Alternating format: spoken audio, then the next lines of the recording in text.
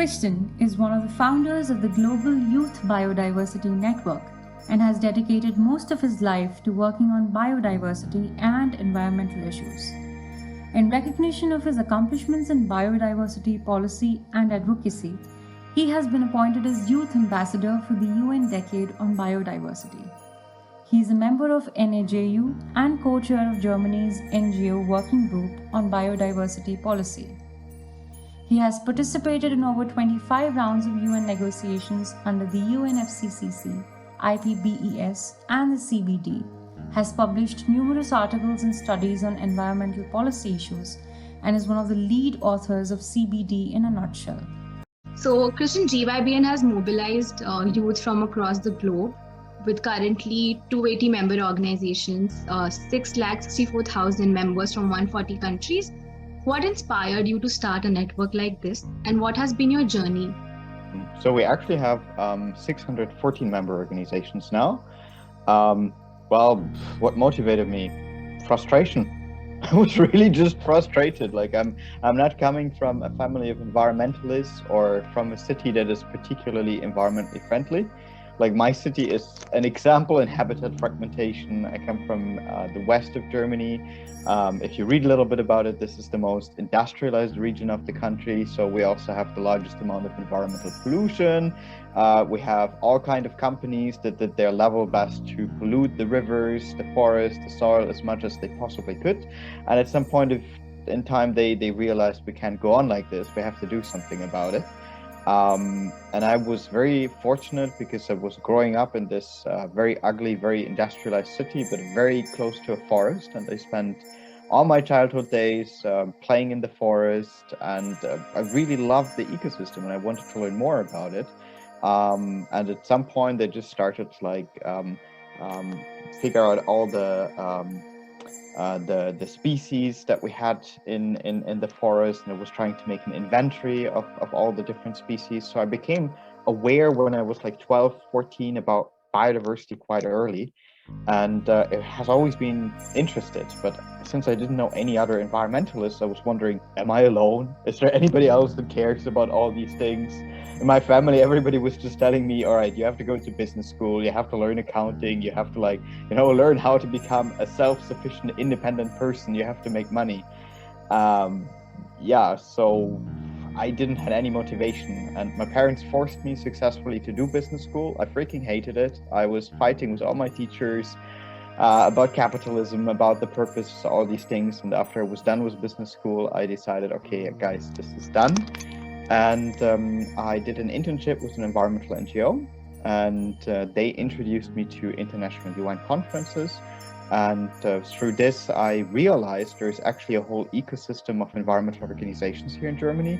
I contacted them one by one. I literally called people on the phone, and it was very weird, but they invited me to a meeting, and that's how I got my first experiences. And Anshita has been to our workshop in Hyderabad. We always try to make sure that something is happening afterwards, that it leads to something.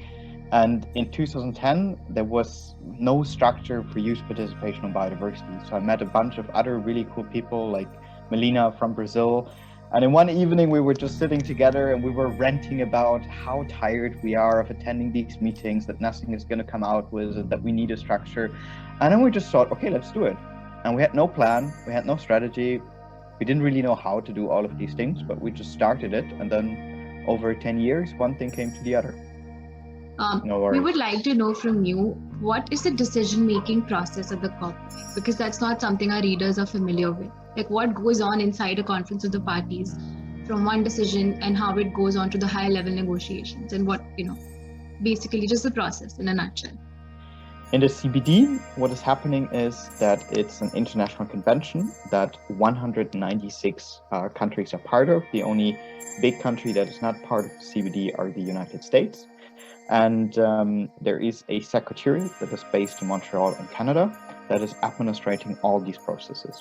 So roughly every 2 to 5 years, the governments that are part of the CBD agree on a multi-year program of work. And this multi-year program of work would determine what are the topics that the convention is going to focus on in the next couple of years.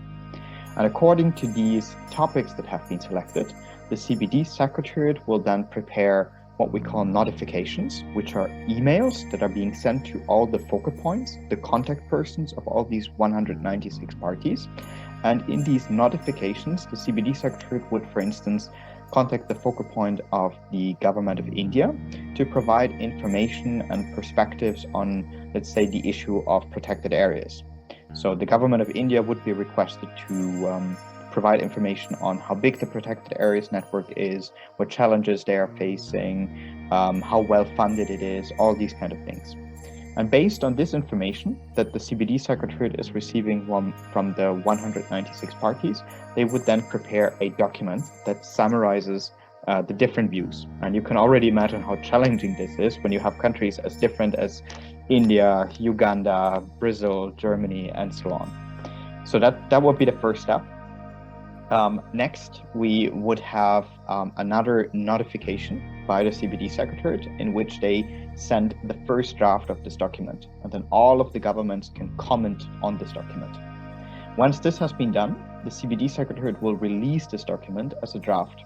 And then in the CBD, we have two so-called subsidiary bodies. These are advisory bodies to the convention, where all the representatives of the parties are meeting on an annual basis, at least when there's no pandemic. And during these subsidiary body meetings, they will discuss and provide advice on the final version of the documents.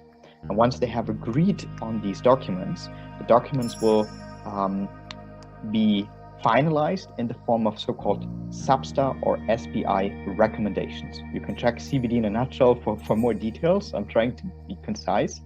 And then 90 to 95% of all topics are being finalized in the form of SABSTA or SBI recommendations. They would then be sent to the COP meeting. The COP meeting is this highest decision-making body of the Convention on Biological Diversity. And they will just be adopted because they discussed them before, they agreed on them. So 90 to 95% is this. But then we have around 10 to 5% of the documents where the government delegates couldn't find agreement on.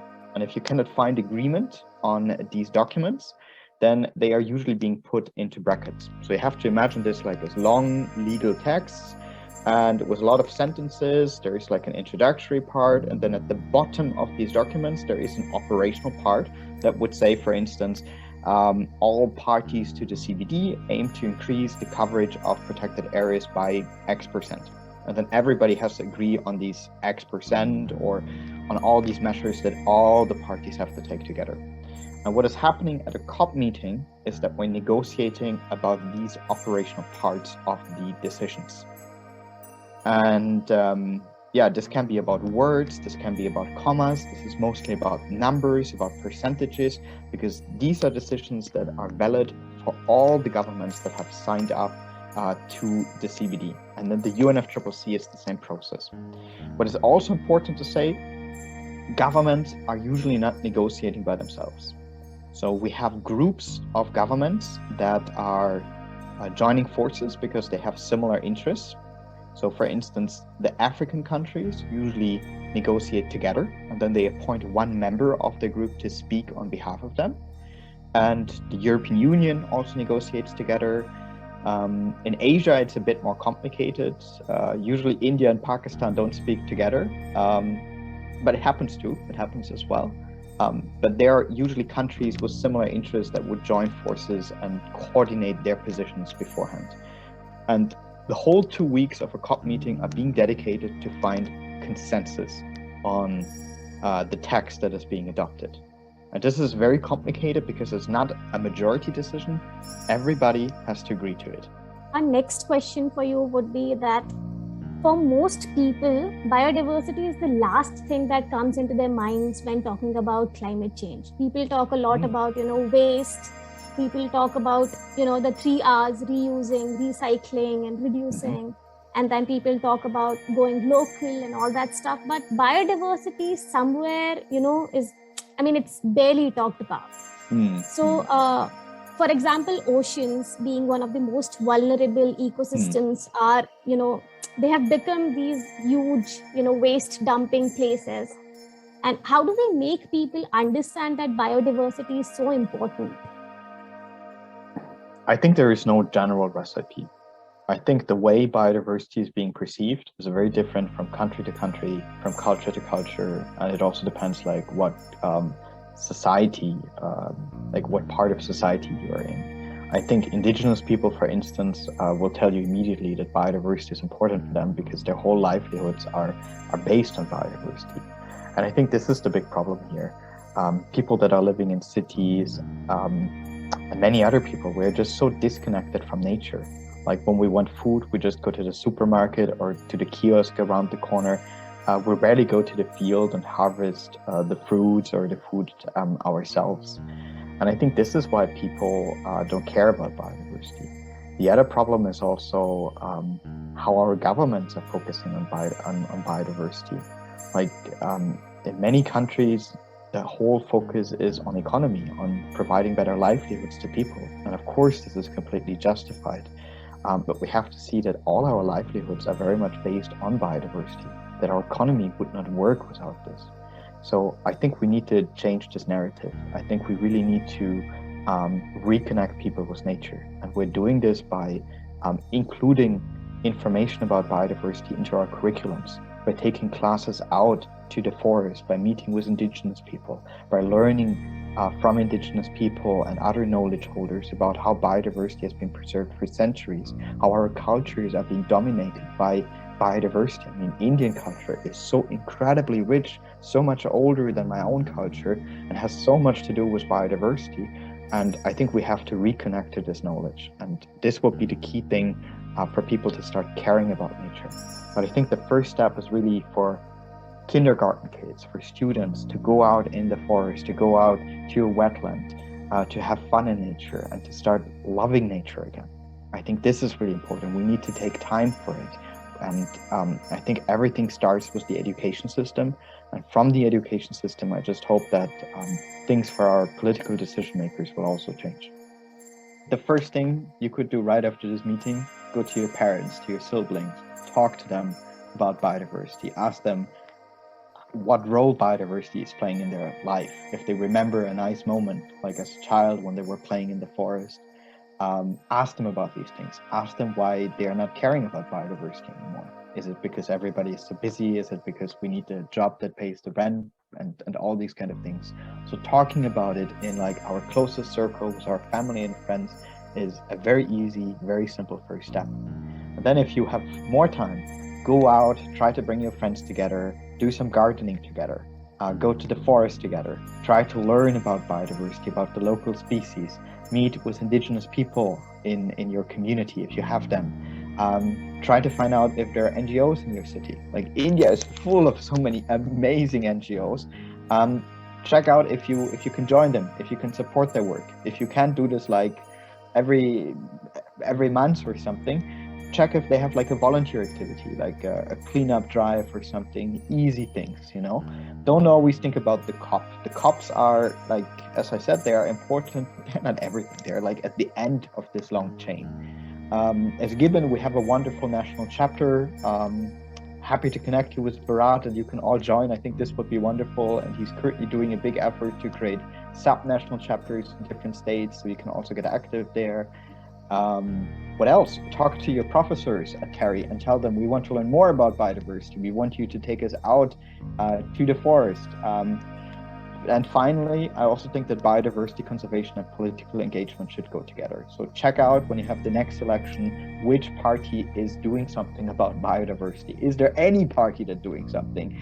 And ask like political representatives, what actions are you taking? What is your political platform proposing? All these kind of things. Ask your parents who they are voting for, what their party is doing for biodiversity. Write letters to your Congress people, to your parliament.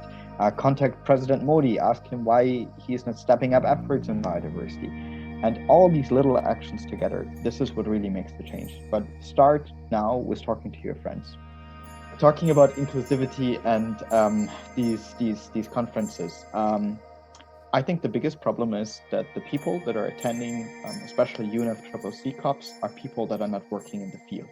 It's usually bureaucrats that are working at a very high level in a ministry. And it's usually not the people that have like, you know, a background in wildlife biology, or that have worked with local communities, that have interacted with indigenous people.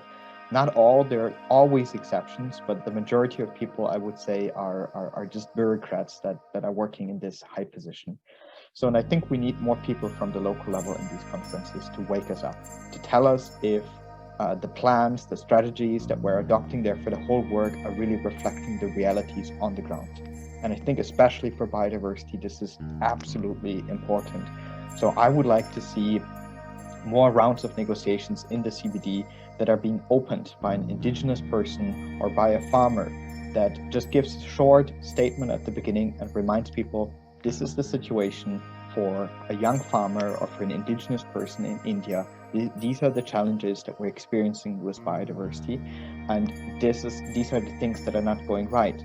Because if all these international decisions are not trickling down to change the lives and the status of biodiversity, then something is going wrong. So I think we need much more top-down approaches, and we need to find ways to involve these people in the negotiations. And I think for me, I would also be completely open. Why do we only need to have like negotiators that have gone through like the ministry career and all these kind of things? Why can't we have like at least 1 or 2 people in the delegation on the negotiation table that are coming from the ground level, that can add these experiences? So I think really reforming the negotiation process would be super important. But I don't think it's going to happen anytime soon, because this would require the consensus of 196 countries. And that brings me to the next point. Is consensus decision really the way forward? On the one hand, yes, because we should not decide anything over the head of any country, no matter how big or small it is. But on the other hand, if we want to get things done, is this really the right way to respond to the planetary emergency that we have? Maybe we need to find a way to do things by 2/3 majorities or something. I don't know. I've been doing this for so many years, and I really thought that by now, after so many meetings, we would have made more progress.